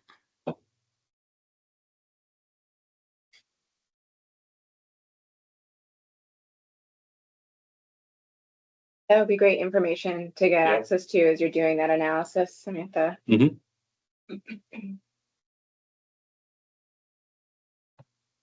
All right. So moving on in terms of ideas or content, the next one is proposing how a stormwater utility could be eligible for the Clean Water State Revolving Loan Fund and access state level financial assistance. And so this one, we're just proposing to summarize who eligible recipients are and project types of the different state water funding programs, and any recommended changes for a regional utility to be able to access such funding. I don't know if there's more. Oh, yeah. This should generate some discussion. Go ahead. So yeah, I'm curious because Neil, at our first meeting, this is Jenny. You said that this might be a relatively easy change. I mean, this was a piece that I was really interested in going into it, because I think the idea of potentially accessing funds that might not previously have been available to an entity kind of conceived at this scale of the regional utility. But what do you have a sense of how complex it would be? I mean, there must be some federal constraints on the eligible projects, but the recipients, maybe there's more flexibility. So in order, there's a bit there, but so the Clean Water State Revolving Loan Fund, the kinds of projects we're talking about here are 100% eligible. They fairly squarely fit in that box. The benefit of the CWSRF is that it's a very low cost loan program from the perspective of borrowing and financing, meaning for a nominal publicly funded project, you're looking at a 2% admin fee, 0% interest rate for the life of a loan. And the state tries to make the life of that loan as long as we can for the borrower. That's part of the deal. But it is a financing program. It's not a grant program. Private entities at this point accessing the Clean Water SRF, and Lindsay can tell you her tale about accessing the Clean Water SRF. Private entities, they have a higher interest rate, but they also are not eligible for subsidy. Public entities can get subsidy. So that means, if you're a public entity and you meet provisions of the SRF for the year at hand, you might be able to borrow $10 million, but pay back $8 million, for example, get 20% subsidy on that. So it's sort of like it becomes very cost effective. Offsetting that are the federal requirements you talked about. So when you're in the Clean Water SRF, if you're drawing down current year money that's federal money that's just titrated into the fund, then you're required to adhere to a bunch of federal requirements. Davis-Bacon, American Iron and Steel, Buy American, Build American, all good things intended to support the American workforce. So these are good things, but they cost money. There are ways that we can offset that by using repayment money as opposed to new generation money in order to allow, a little bit more flexibility. And the SRF team is always, really works on a borrower by borrower basis to try and make the best, frankly, give the best deal to the municipality that's financing. So right now we're not lending to any regional utilities except for public fire districts that run water systems or wastewater systems, in which case it's not very different from what we're talking about here. It's not the whole solution, but low cost financing is part of any solution. So right now there's a fair bit of money in the fund, and there's also unprecedented demand for the fund. So there's a lot there with the SRF, but there's a lot of opportunity with the SRFs. Jenny, just follow-up question. But if you had a regional utility, do you think that would be considered public or private? Like, what would it take to be considered a public entity eligible for the subsidy? Well, that's what we got to do is define that, like a fire district as it is assembled pursuant to somewhere in Title 24. Right. Like that's a public entity, right? So to the degree that these regional stormwater utilities are impaneled as public utilities, they can do that. Your stormwater utility in Shelburne you can access the Clean Water SRF. Nominally Shelburne is doing it instead for your big wastewater project, but your utility could. So right, and I'm trying to remember, we didn't get all the grant money we wanted for that because the state was out of money, but maybe it wasn't. We can chat about that offline if you want. Okay. I was speaking to Matt yesterday. Okay. Yesterday on this. So, literally yesterday. Are there other pieces of this charge that folks would want us to make sure make note of? I mean, I think the piece with this, and I'm happy to, insert myself and or our team in this piece, is that, there are totally benefits. It's very low cost financing. And then there are pieces, to be mindful of the federal crosscutters, how to access the subsidy, things like that.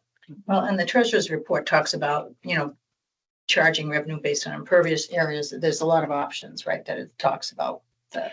For a utility, sure. For revenue. Yeah. Yes.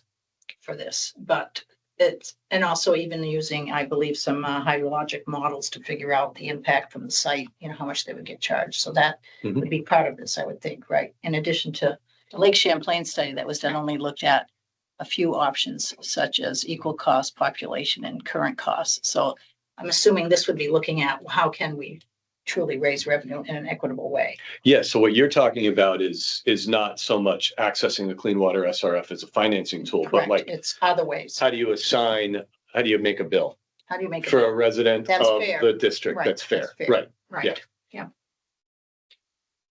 Yeah, Christine, I guess this really is something I want to return to a little bit more as we kind of get a direction going, what regional stormwater utility might look like, because, I understand nobody really wants to make more government agency, but, I don't want to say, but this weighs into that, right? And is whether or not it's more of a private entity or a public entity, and to what extent that is. I think the funding, how it gets funded, what funding's available, if there is federal or state funds that might be available to that utility or to those utilities, then I think that how that entity gets structured, I think weighs in a lot for me from a funding perspective.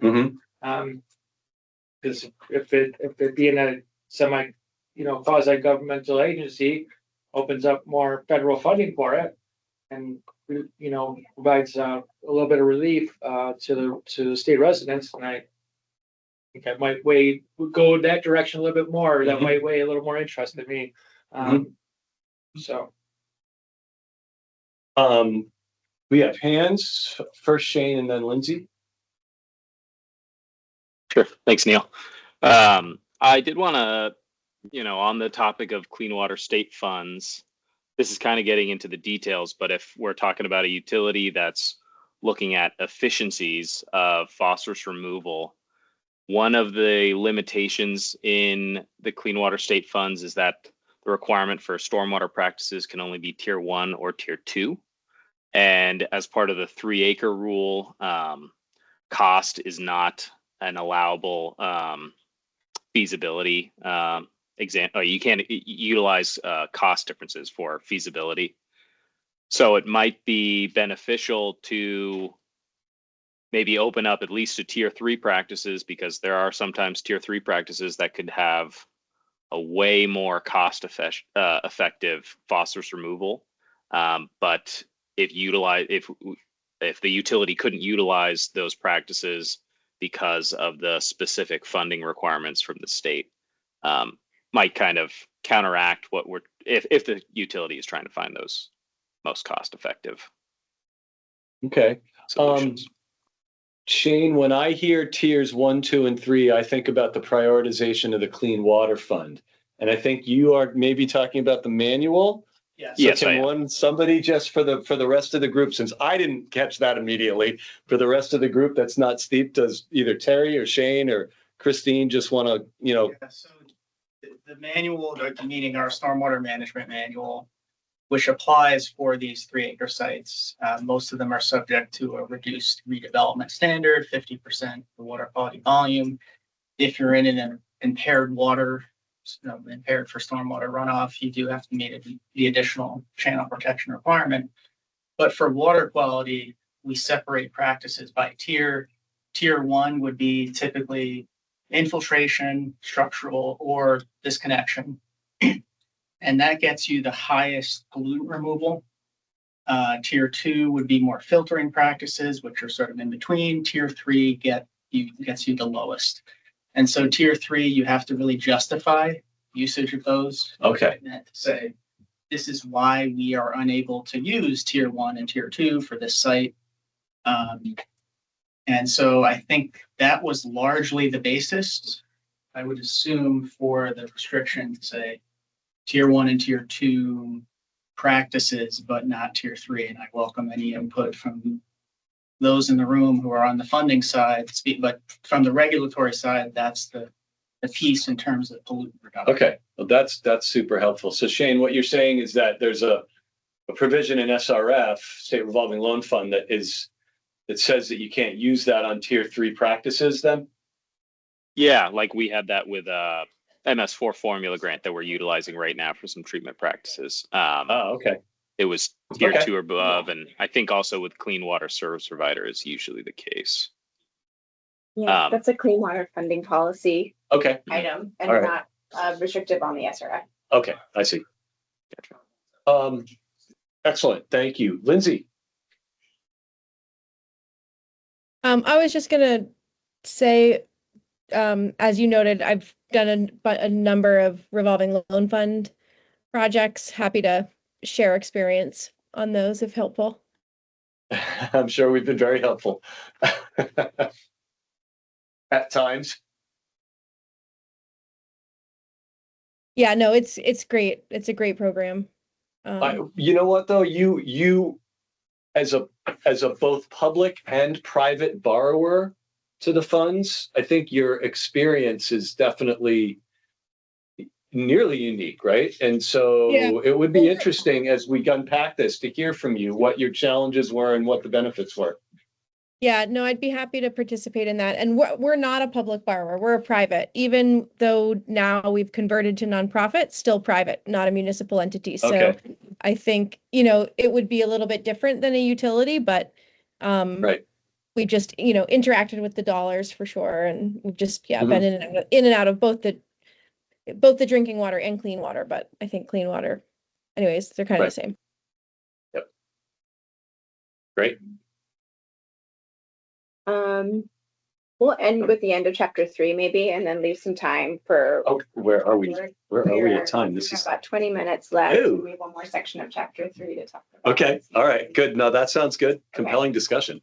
Oh yeah, this is fantastic. Thank you. And again, I'm not trying to hover over you, just trying to be comfortable. I'll move to the last section of the chapter. So this is 9C3B. Whether and how to authorize a regional stormwater utility to assess fees or charges to landowners, residents, businesses within the district for the purposes of the control. So I think, Luce, this is the piece that you were getting to. I think this is also what the treasurer's report speaks to at a state level and Yes. could inform some ideas on how at the regional utility level. So I can actually plug that in as a resource to point to. I don't know why this is suddenly highlighted. But what we were thinking about is, again, using this section to outline the existing enabling legislation for regional utilities in terms of revenue raising and fee setting. So I think there's a couple of districts that have that authority, and just kind of pointing to where that statute is now. And then I think this was a suggestion at some point to make to flag somewhere this idea of landowners or towns that cross watershed boundaries. It may not fit here, but it's just a piece of content to be cognizant of too. So there is the statute, part of Act 37. I think that also passed about special assessment districts that we would point to for here as well. I want to, I'm going to throw, oh, no, go ahead. You go first, Christine. Yeah, so Christine, with regards to this section here, I just want to state that there's been some concerns expressed about how existing MS4 stormwater utilities, we have to think about that as well, right? If there's an approach that's regionalized, and if it overlaps with current MS4 communities that have a stormwater utility, how that would play out so that those residents aren't getting billed twice. For sure. Yes, that makes sense. Right. Or take away from them the stormwater utilities without, right? The other side of that too is if, I don't know, the impacts that could have to an existing stormwater utility, right? And do they get carved out and stay in existence, or and do they get absorbed? Or do they get absorbed, or right? And then there's some commercial owners who have already put a lot of money into developing their own stormwater treatment, so somehow there have to be some consideration of that. There's a lot to think about. But. Absolutely. And I don't think we ever really spoke about in the committee room where this whole thing was born about like supplanting existing utility districts, and particularly existing utility districts that are covering large geographies, the MS4s, or like, if MS4s were ever to expand into one whole cohesive MS1, right, for multiple utilities, but rather for those parts of the state that don't have the benefit of an MS4 or a stormwater utility. This is an alternate model, right? I wanted to throw out something slightly different, and it's back to Sam, what you were saying about sort of bonding capacity, municipal capacity, and it kind of gets down to like individual kind of capability of participating in public financing around these things. So I am wondering if there's a piece of math that we can do inside of this last bit of this chapter, where we can not only look at, okay, what's the stormwater cost of, like say your 3 acre or whatever, but how much is your municipality spending for municipal roads general permit after you get your grants and factor those out? How much does that cost? And that's coming off your grand list, right? what would happen if that cost went to the utility and instead were assigned proportional the way the utility were to do its impervious surface thingy, right? Or connectivity to the municipal roads network. And then is there a financial efficiency ultimately to the residents of the geography to doing that versus paying through the grand list to the town? I don't know if that made sense to folks, but it's something that, again, I've referenced these conversations with Senator Watson. It's something she's brought up. It's like, can you do better by billing it differently? Still pay for it, but not have it be part of the property tax calculation, which necessarily implicates a whole bunch of other stuff. So I don't know. So I look to you all municipal people, like, is that a doable thing or? And I'd go back to the SEMSWA's, sorry, this is Christine. I go back to SEMSWA's IGA and how they structured theirs. And I would also look at Andrew Brown's study. Andrew Brown really looked at, he looked at more specific MS4 requirements and whether or not some of those could be combined and would there be real efficiencies, cost benefit wise with that. Frank, it really didn't really come out to be that great of a reduction, or that significant a reduction. The opposite side of that was what SEMSWA did, which was absorbed all the responsibilities universally for the MS4s communities. Wow. They took on the storm on their permits, and they became the permittee essentially. And in doing so, they bill directly and collect funds from the communities directly. And so, looking at those two different styles and approaches, I think it will have value when looking at this question. Yeah. Okay. I just wanted to kind of put it out there because that's behind my earlier comments about more of the municipality's clean water requirements than just the 3 acre on the 3 acre properties there. Yeah, I mean, this is Zach, when we were looking at creating a stormwater utility, we were not just looking at it for water quality, right? Montpelier was struggling with aging infrastructure. So this was really the only mechanism that we figured that we were actually going to be able to do all of the things that we needed to. And one of the things I'm looking at the slide right now is like, we didn't know how we were going to deal with 3 acres. We didn't know how we were going to pay for it. We didn't know the cost. But I think Montpelier we are way more like an MS4 community and not an MRGP community. It's just that our population cutoff triggered us into MRGP land. But it doesn't really make 3 acres and it's not really probably the best fit when you look at water quality and reductions. So definitely open to that on our side. And I think that there's probably a better way to do it than kind of the generic mold that is being passed along. Any other thoughts on this? Sam, I see you came live. Did you want to speak to this? Go ahead. Yeah, thanks. I think it's a really interesting idea and exercise that I'm sure we would learn something new from. I think the results of that analysis would be wildly different for the MS4s and the other municipalities. And so I wonder if it would be most useful to do both, like to look at a hypothetical region that does not include MS4s and then a hypothetical region that does, and see where the differences are. I think that would be really interesting. I'm not sure how we do that mechanically, right? It sounds like it's one of those easier said than done things, but yeah. But I didn't want to. And sorry, I'm trying not to like keep speaking. I know I'm really, my intent was just to observe, but after the last time I spoke, I also just started thinking about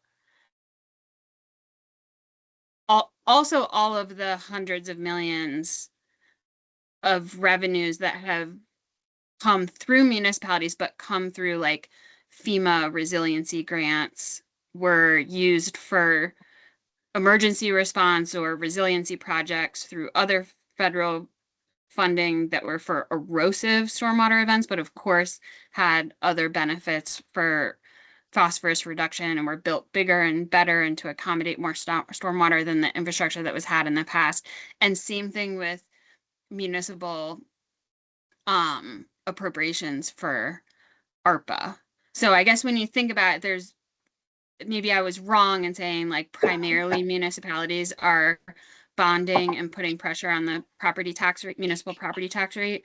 Because I think there's probably a lot of ways municipalities are addressing it. And finding investment for stormwater work. But I guess the point is a lot of revenue is being generated and invested under the authority of the local government and those voters, as well as through the state's existing programs. All right. Well, thanks. Whose hand was up there? Chip, did you want to say something, Chip? Hey. Yeah, I had to pop out for a bit, so I don't know if this has been mentioned, but as an MS4 community and as a dense one, and there are a few of us, I don't see how you're going to be able to stand up a regional stormwater utility to treat 3-acre sites if you don't also incorporate the MS4, because some of the most substantial 3-acre sites in our community are actually going to be treated by projects that are in our flow restoration plans and in our PCP, just because they discharge into the system. So we've actually incorporated 3, maybe 4 3-acre permits into our MS4 already, because we know we're going to be treating them if we build these projects, and we're going to figure out the financial relationship with them to cover them later on. But it's you know, to have an entity that's supposed to peel off 3-acre site treatment, but then have 3-acre sites being treated by the MS4 already, I don't think you're going to be able to detach that. I think you're going to have to unify it. Yeah. And on the bonding question, in the city, our municipal bonds for stormwater projects are paid for with our stormwater utility fees. But when the bond bank and other bonding authorities look at our ultimate debt load, it's all the grand list is the collateral that we're putting up for every bond, even if it's not paid for with taxes. So any stormwater bond, even if it's not affecting the general fund tax rate, will still affect the perceived debt capacity of that municipality to approve any other future bonds. Okay, well, that's definitely helpful context. And then what you're saying there about the MS4s just sort of goes hand in hand with, you know, the statement I made earlier about my thought on the intent, not to supplant what's already happening, but to create structures where these efficiencies don't already exist. Yeah. Okay. I think we've made it through chapter 3. Yes. Which is not bad. We have 7 minutes left. I want to be respectful of your time. Back to the agenda. We have discussion on committee process for drafting chapters, and then wrap up next steps and any announcements, and a last call for public comment. Do you all want to speak further about kind of process for drafting chapters, since we have talked about 3 chapters that we might begin to think about? I see Gianna, you going yes. So do you guys want to jump in there just sort of very quickly? And yeah. So seeing kind of the breadth of information that's needed in these chapters and all the information to consider, DEC would like to propose the use of work groups to work on outlining and drafting these chapters. And these work groups would be primarily made up of the committee members, and the groups would meet outside of these overall committee meetings to work on drafting an outline and potentially drafting the chapters, depending on the committee members' capacity and desire to do so. And we didn't get overly into it with reviewing the chapters, but kind of identifying key folks who might have interest in specific chapters and might want to work on these outlines and drafts would be beneficial in forming these groups.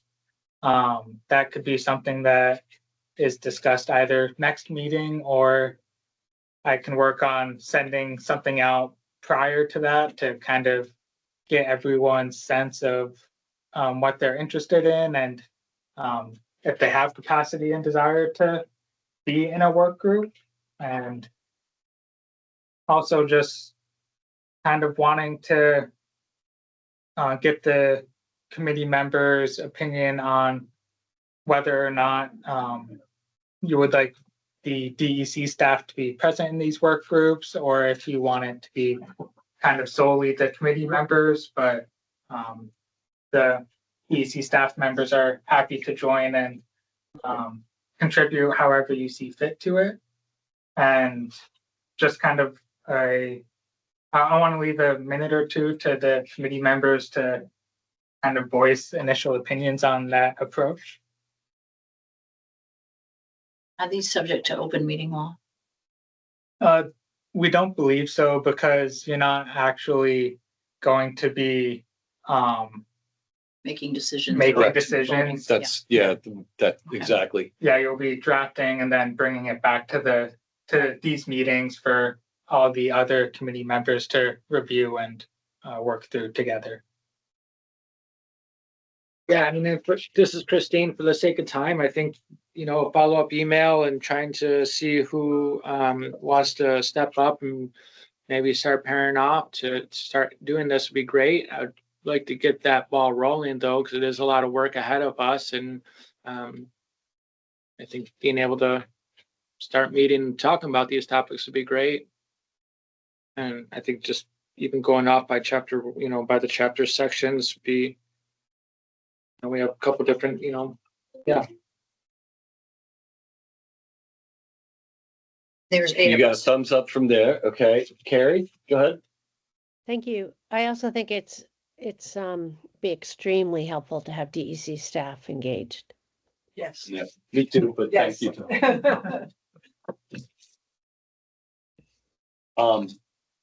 I want to propose, Danny, maybe you provide a summary. Sorry, my men's here.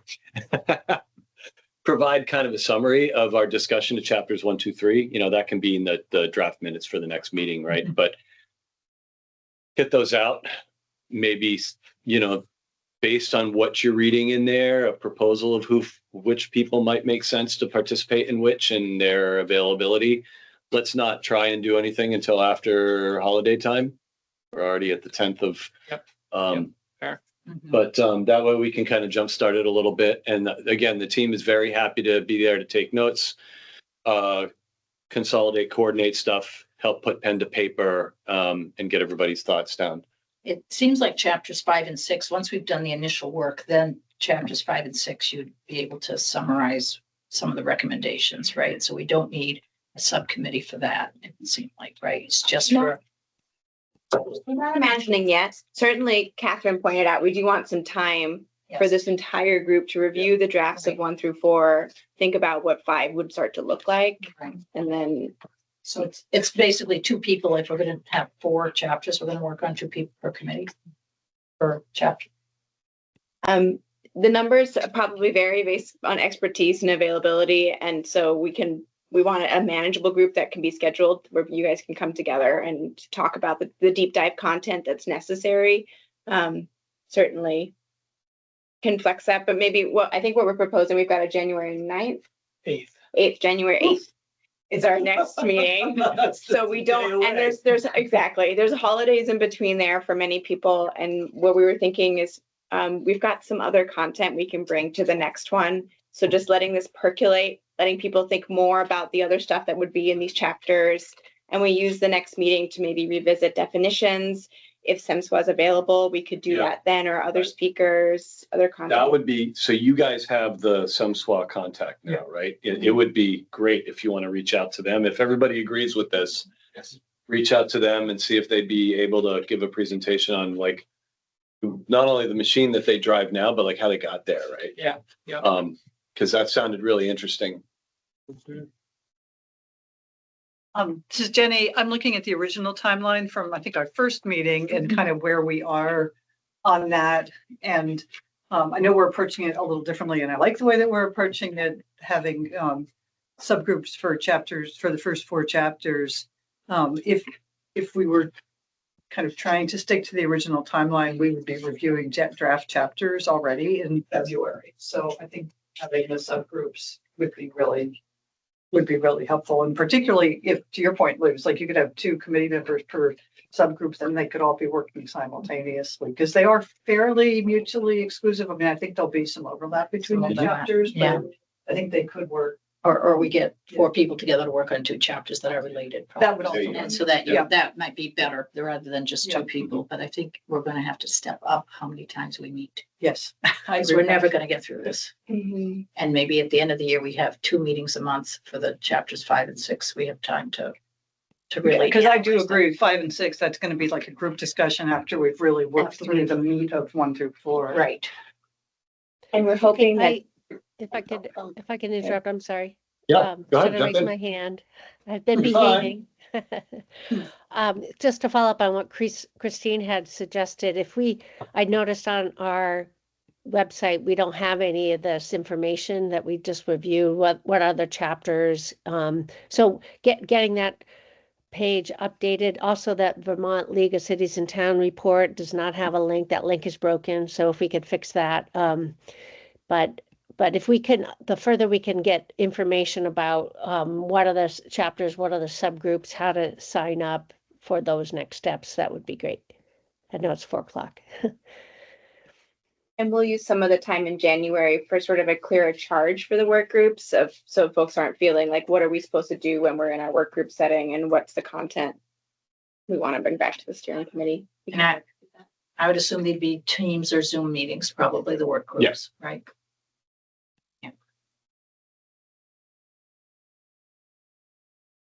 Was there anything else there, Danny, that we need to cover? No, I think that was it. Great, thank you. All right. Just to hew to our agenda, give a final call. Is there anybody that would like to make a public comment? Anik, I know that you put something in the chat, and if you're still here, if you wanted to voice that, unless you've already left. No, she left. Okay. Anybody else? Gary? Yeah, thanks. I don't mean to drop another big question, but I'm going to.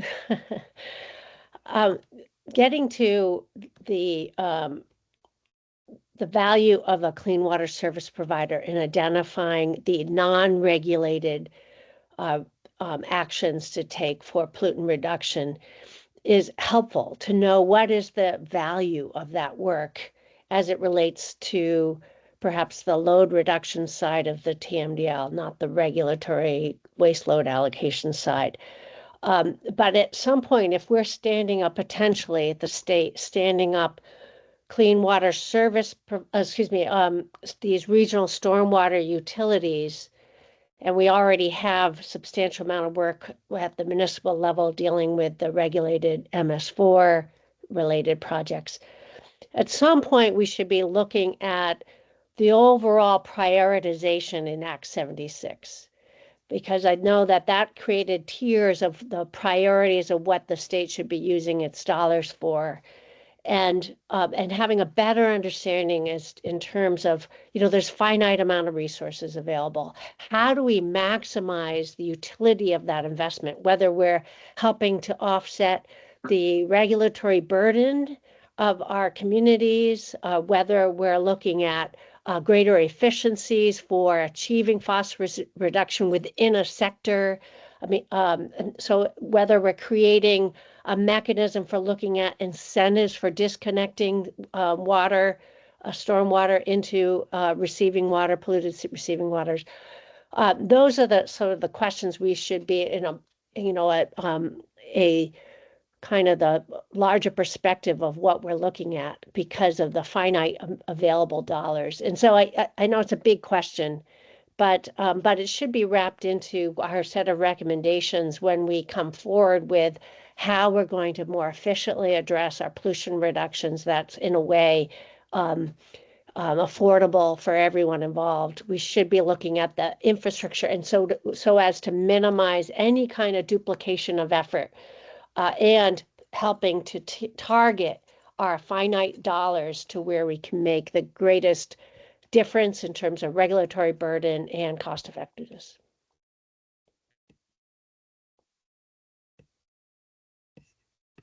You are right.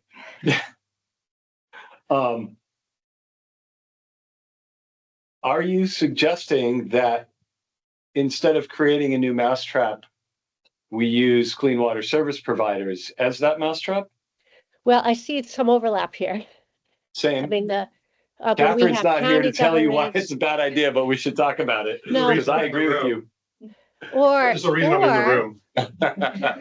or, you know, if I may, if the clean water service providers have been targeting the non-regulatory type of projects, is that the good use of our limited dollars?